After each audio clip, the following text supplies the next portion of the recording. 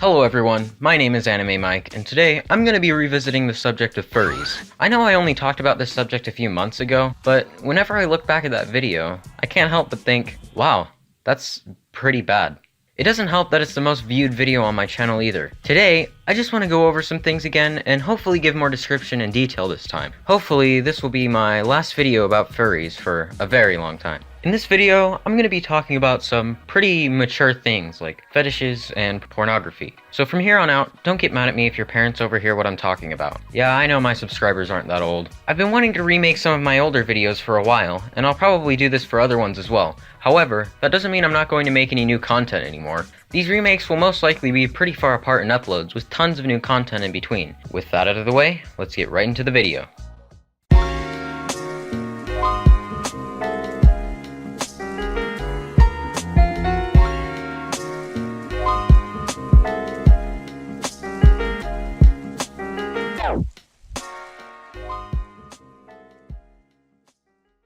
I wanted to point out, before I say anything else, how much misinformation there is about the furry community. Many people consider furries to be some kind of fetish rather than the fandom/community that it really is. However, the world isn't just black or white, and I'm not trying to say that everyone in the furry community is a good or moral person. I'll talk more about that later. But like I said in an old video, the definition of a furry, according to dictionary.com, is an enthusiast for animal characters with human characteristics. In particular, a person who dresses up in a costume as such a character, or uses one as an avatar online. Now, there are a few things a bit off about this definition, but I'll get into that later. Another definition of a furry, that I found through experience, is basically, and I may be wrong about this, but it's not only the people that take an interest in anthropomorphic animal characters, but also the characters themselves, such as Mickey Mouse and Judy Hopps. Most furries, the people that are interested in anthro animals, are not bad people.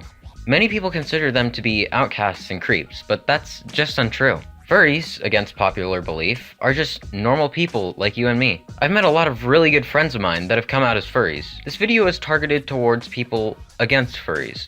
I've seen a lot of people harass others who consider themselves to be part of the community, and I just want to share a new perspective to anyone who might not have taken the time to look into the subject from the community side. I'm not trying to force anybody to change their opinions on furries, but what I am trying to do is give more information on the subject that you might not have considered before. I'm going to be splitting this video up into 4 segments. Each segment will have a different topic that I'd like to attempt to clear up for people in and outside of the furry community. I think I've explained thoroughly enough. Let's start off with some of the mainstream misconceptions about furries.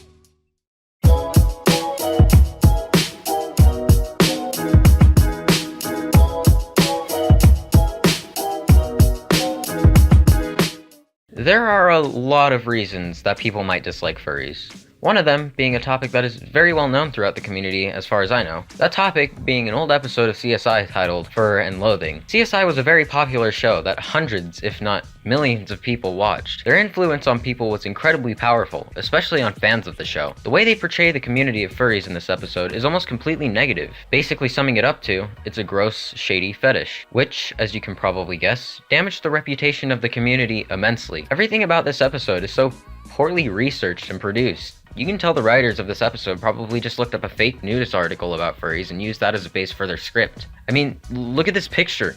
Show any furry this, and I can guarantee that even they would cringe to death. Ugh.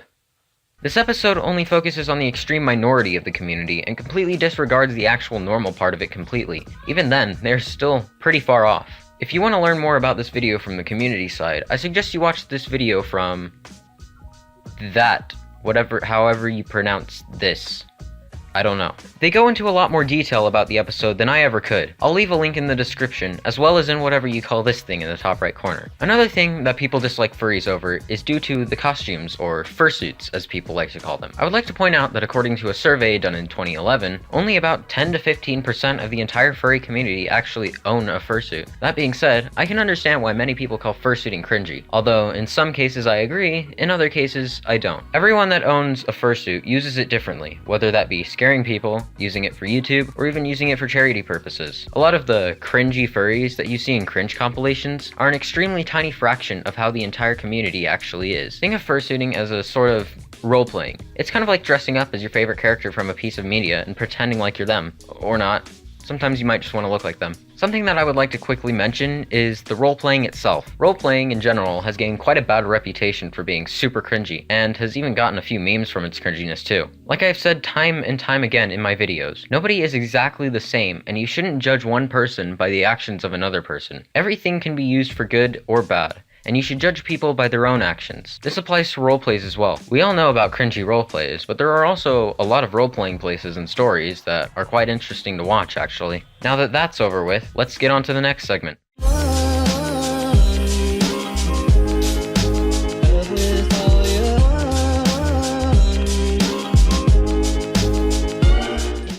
Furries are also commonly mistaken with a community called otherkin and/or animalkin. Many people believe that furries want to be animals. However, that is incorrect. Like I said before, the furry community is a community based around the interest of anthropomorphic creatures. Otherkin and/or animalkin are communities of people that identify partially or completely as non-human. I hear quite a few people saying, well, if furries want to be animals, then we have the right to shoot them like one, trying to be cool and tough, even though they're literally threatening to kill another human being. Sorry, but you're bullying the wrong community. The people you really should be bullying is the otherkin and animal.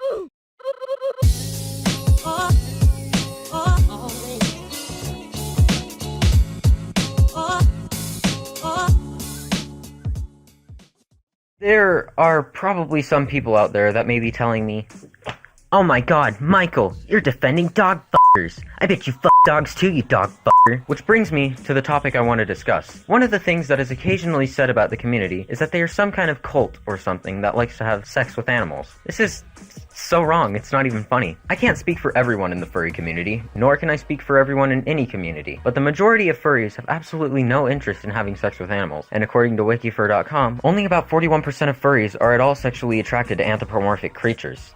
That's less than half the entire community. Even if it is quite a high percentage, there are plenty of things that are weirder than furries that people are into. I also want to point out the difference between furries and zoophiliacs. Furries, on one hand, take an interest in anthropomorphic animals. Zoophiliacs, on the other hand, have sex or have the urge to have sex with animals. I'm not even sure how people can mix the two up. One is a fandom, and the other one is a fetish. Something that I briefly went over in my old video is furry pornography, also referred to as YIF. I feel like I went over that subject way too quickly and basically summed it up as, if you don't like it, I don't care. This time, I want to make sure I don't come across like that and actually take the time to explain a few things. Like I said before, less than half the entire community is actually in any way sexually attracted to anthropomorphic animals. Just like every community, however, there is a small percentage of people in it that do view pornography specified towards the community. Personally, I don't think that's really a problem. As long as what they're doing is following any government laws, and as long as it's not harming anybody else, I don't really see a reason to harass them for it. Nobody's exactly the same as another person, and human sexuality is a very complicated subject. I agree that furry pornography is somewhat similar to bestiality. However, keep in mind that most of the time, a lot of the animal attributes in furry art are replaced to make it more human-like. Not to mention that it isn't real or even possible either. With that in mind, just because a drawing of a lewd lolly isn't real, that doesn't mean it can't land you into some serious trouble with the law. A lot of the time, I see furries being associated with tons of fetishes that don't have anything to do with the community at all. I have a hypothesis as to why this is, however. It isn't uncommon to find people with multiple fetishes at once that want to express themselves, and since most of the people in the furry community is comprised of artists, you can see why this happens. Not to mention how many people there actually are in the furry community. The more people in a group, the more likely it is to have someone different mixed with a bunch. If there is one thing that I would like everyone watching this to take from the video, it would be to judge people by what they do individually, and not by what someone else does. Not everyone in a community is a bad person. Even if it seems difficult to understand, they are still people. If you are judging people, especially on the internet, from rumors and stories that you haven't even checked if they're true, you should probably reconsider what you're doing in your free time. Please be nice to people, even if their hobbies and interests are different from yours. Please be cautious of the things you hear on the internet and fact check what people say when you can. For the shoutout of the week, I wanted to once again mention a friend named Alchetta. He's currently developing a game called Monstrux, and it would really mean a lot to both me and him if you guys could support him. I'll leave a link to his Discord server in the description. That's going to wrap up today's video. Before I go, however, I wanted to genuinely say from the bottom of my heart,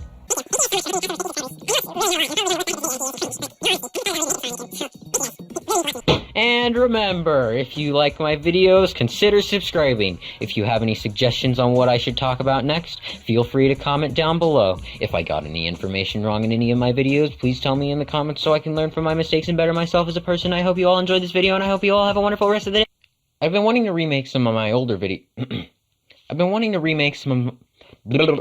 I've been wanting to remake some of my old. I've been wanting to